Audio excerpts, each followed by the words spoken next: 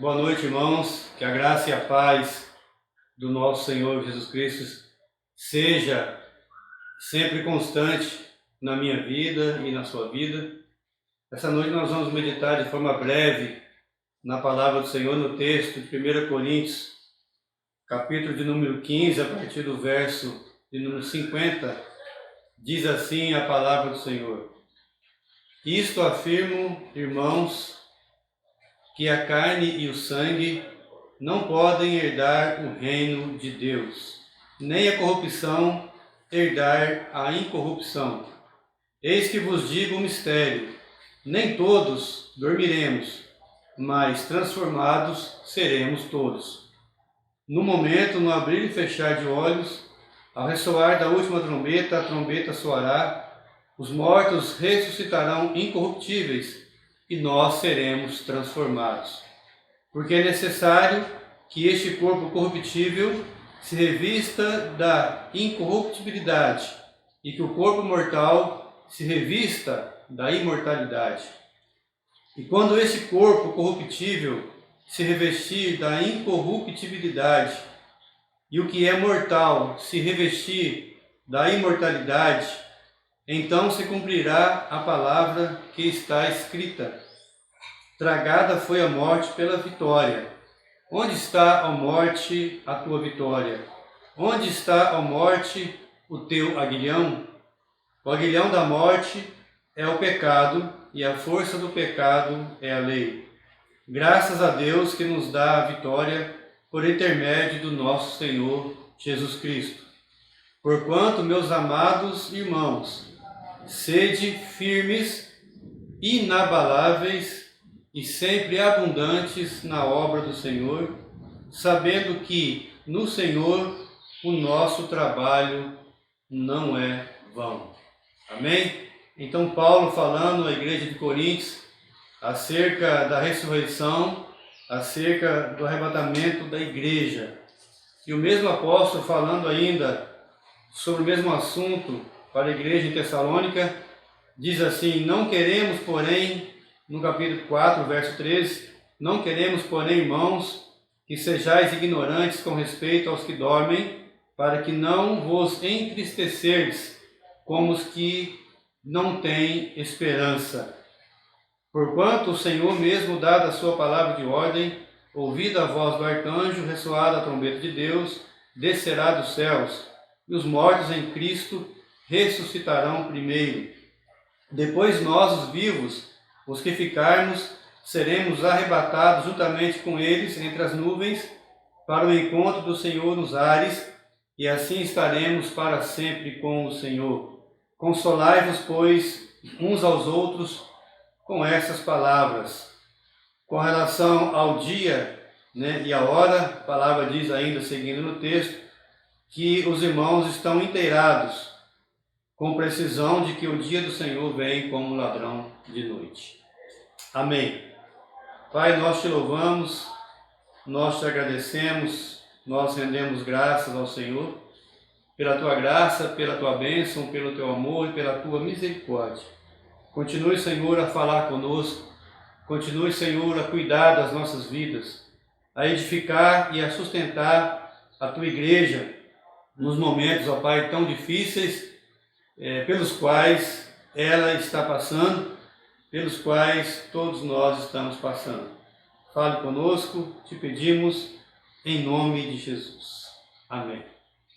Amados, o apóstolo Paulo, nesses dois textos falando acerca do mesmo assunto, Paulo nos assegura sobre o arrebatamento da igreja, nos fala sobre a nossa esperança e a certeza que todos nós precisamos ter naquele grande dia chamado e conhecido como o dia do Senhor, o dia em que Cristo cumprirá a sua maior promessa, no momento em que Ele, então, buscará a sua igreja. Então a palavra nos afirma que aqueles que já dormiram e que já estão em Cristo ressuscitarão primeiro, e nós, aqueles que ainda estivermos nesse corpo, seremos arrebatados, ou seja, retirados de forma brusca e forte aqui desse corpo, no momento em que nós estivermos vivos, e nos encontraremos com eles, e juntamente com todos os de Cristo, com ele nós estaremos para sempre. Para a igreja de Tessalônica, Paulo escreve essa palavra no sentido de trazer consolo e esperança para os irmãos. E nós, queridos, nunca, talvez nos nossos dias, não nos dias da igreja, porque a igreja sempre passou por lutas, tribulações, aflições, grandes perseguições, assolações durante toda a sua história. Mas talvez eu e você nunca passamos e nunca vimos momento tão complicado e nunca nos encontramos no momento em que precisamos de tanto consolo da parte do Senhor. Então temos dito que a nossa esperança e a nossa certeza e a nossa confiança não pode ser firmada em homem, não pode ser firmada nos governos, nos príncipes, nas autoridades, nem mesmo na ciência, porque a nossa esperança precisa estar firmada em Cristo Jesus. É por isso que Paulo fala aos irmãos, nesses dois textos, trazendo a eles a certeza e de forma muito clara o ensinamento sobre o arrebatamento da igreja e essa esperança na qual todos nós devemos estar firmados. A palavra nos mostra que nós estamos vivendo nos dias difíceis, os chamados dias maus. Eu e você temos experimentado exatamente esses dias por causa de tudo aquilo que a palavra de Deus nos mostra na sua palavra, por causa das coisas que acontecem na natureza, no meio da igreja e também, principalmente, no coração do homem, no momento em que ele se encontra cada vez mais corrupto, pervertido e distante das coisas e dos princípios de Deus.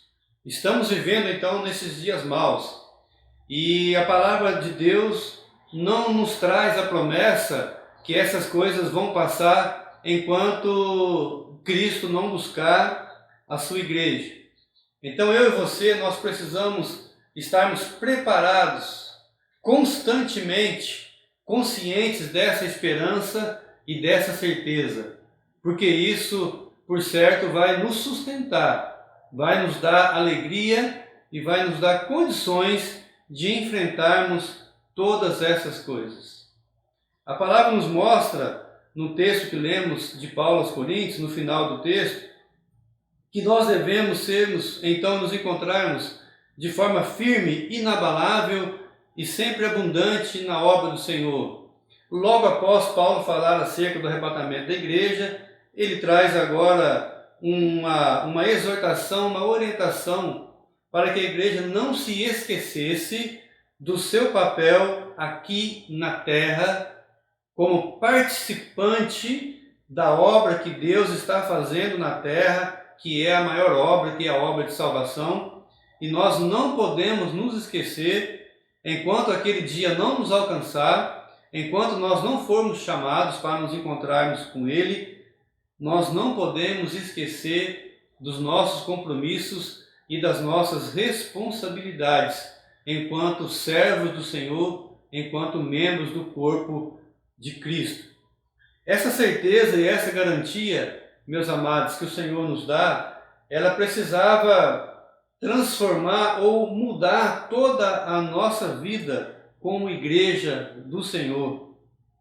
O nosso papel no nosso relacionamento com Deus precisava ser e precisa ser revisto de forma urgente, porque a palavra diz que Cristo vai cumprir a sua promessa e esse cumprimento será como um ladrão de noite, ou seja, nós não sabemos o dia, não sabemos a hora, muito embora todos os sinais já apontam para a volta de Cristo. A pergunta é: como está o relacionamento da igreja do Senhor com relação à expectativa e à esperança da volta repentina do Senhor Jesus? Será que a igreja tem se portado de forma a buscar ao Senhor, a fazer a sua obra, a se entregar aos pés de Cristo, orando, jejuando, consagrando, buscando conhecê-lo a cada dia mais e principalmente testemunhando desse evangelho que é o Evangelho da salvação? Como está o papel da igreja com relação a ela mesma?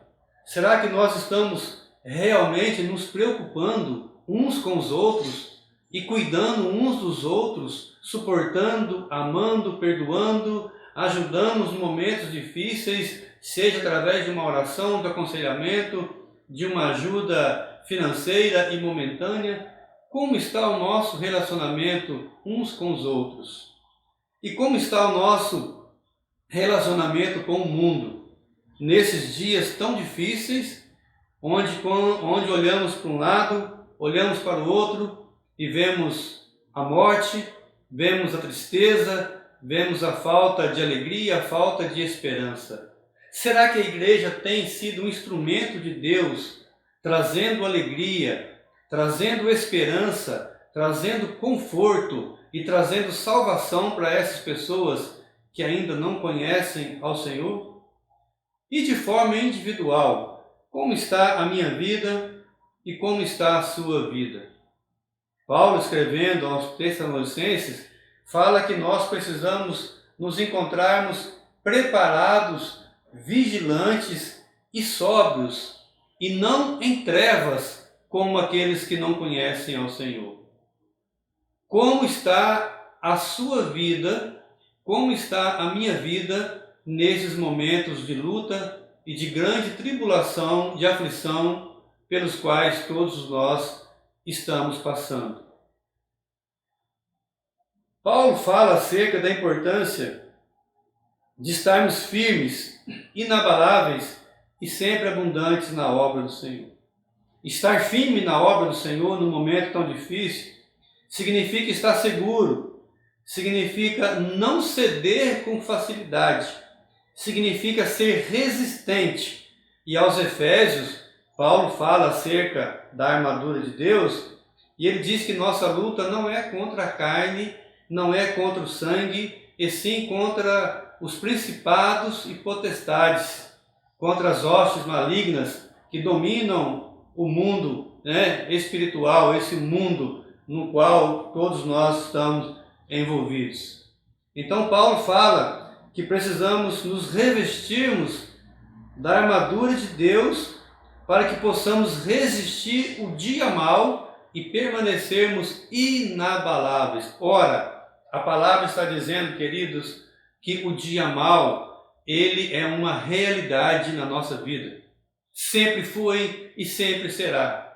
Mesmo que passemos por momentos de bonança, de alegria, de conforto, de estabilidade, o dia mau sempre vai chegar na minha vida e na sua vida. Os problemas, as lutas, as enfermidades, a tristeza, o luto, a doença, num determinado momento todos nós vamos enfrentar o dia mau. Talvez a igreja, nos últimos tempos, não enfrentou um dia mau, ou o dia mau como está enfrentando nesses dias nos quais nós estamos vivendo. A pergunta é, nós estamos realmente firmes, seguros, resistentes, ou nós temos cedido com facilidade? A resiliência está presente na minha vida e na sua vida? Nós estamos resistindo às investidas da enfermidade, da imoralidade, da frieza espiritual, o impedimento de nos encontrarmos reunidos no templo adorando a Deus, em comunhão, em comunidade? Isso tem nos abalado ou nós estamos e permanecemos firmes na presença do Senhor? Quando Paulo fala acerca de estarmos inabaláveis, a palavra inabalável significa fortemente arraigado, alicerçado, enraizado. Nós estamos realmente enraizados, estamos realmente arraigados fortemente em Cristo, que é a rocha, que é o nosso fundamento. Nós estamos realmente firmados na palavra do Senhor e temos resistido ao pecado, às tentações, à frieza espiritual. Nós temos resistido a tudo isso. E Paulo vai além. Ele diz que nós precisamos nos encontrarmos abundantes na obra do Senhor. Então, na obra do Senhor, precisamos nos encontrarmos firmes, inabaláveis e abundantes. Abundante significa nada mais e nada menos do que grande quantidade, fartos, transbordantes. No momento em que o mundo carece tanto de conforto, de consolo e do amor de Deus, como está a minha vida e a sua vida na obra do Senhor? Será que nós estamos fazendo a obra do Senhor em grande quantidade, com fartura? Será que Cristo está na nossa vida tão presente de forma a transbordarmos e esse amor de Cristo, então, ultrapassando todos esses limites da minha vida, tem atingido e tem alcançado as outras vidas? Como está a minha vida e a sua vida? Quando Paulo fala acerca da obra do Senhor, Paulo está falando do reino de Deus. Toda a vida em que a igreja está vivendo nesse contexto, no seu trabalho, na sua família, na igreja, nos lugares onde você vai, com as pessoas que você tem convivido, ali é o reino de Deus. Onde você está, está o reino de Deus. O reino de Deus se faz presente através da minha vida, através da sua vida, através da vida da igreja. Será que nós estamos firmes, inabaláveis? E estando firme, uma vez inabaláveis, será que estamos sendo abundantes no reino de Deus? O reino de Deus tem sido estabelecido no local e no momento em que nós nos encontramos, através da minha vida e da sua vida, diante de tudo isso que nós temos enfrentado. Essa palavra nessa noite, de forma muito breve, vem nos exortar.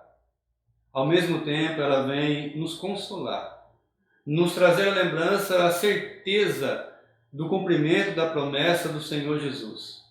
Mas não nos exime da nossa responsabilidade enquanto cristãos, enquanto servos, enquanto filhos de Deus, vivendo de uma forma tal que este mundo terrível, tão complicado como Paulo escreve aos Filipenses, onde nós precisamos sermos e vivermos de forma a sermos como luzeiros neste mundo caído e pecador.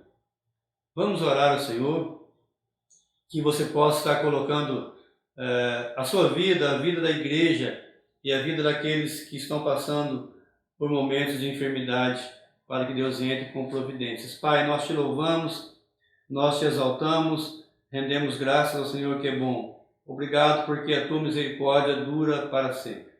Abençoe, Senhor, a nossa liderança, a liderança da nossa igreja. Abençoe, Senhor, o nosso pastor, a sua família. Abençoe, ó Pai, todas as famílias da nossa igreja. A irmã Luciene, ó Pai, ainda internada ali em Mato Grosso, esteja restaurando a vida da tua filha. Tantos, ó Pai, que perderam seus familiares, estão passando por momentos de luto, que o Senhor esteja, ó Pai, sustentando, que o Senhor esteja, ó Pai, conduzindo e dando refrigério a essas vidas. Nos abençoe e que a tua palavra, ó Pai querido, nos conduza pelo caminho maravilhoso que é o propósito do Senhor para nós. Pai, derrama a tua graça, a tua unção de cura sobre a nossa cidade, sobre o nosso estado, sobre o nosso país, que haja restauração e cura física, mas principalmente, ó Pai, a cura espiritual, que a tua palavra e que o teu evangelho sejam abundantes através das nossas vidas, para que o seu nome seja exaltado e para que vidas venham se render ao Senhor. É o que nós te pedimos em nome de Jesus. Amém, queridos, graça e paz.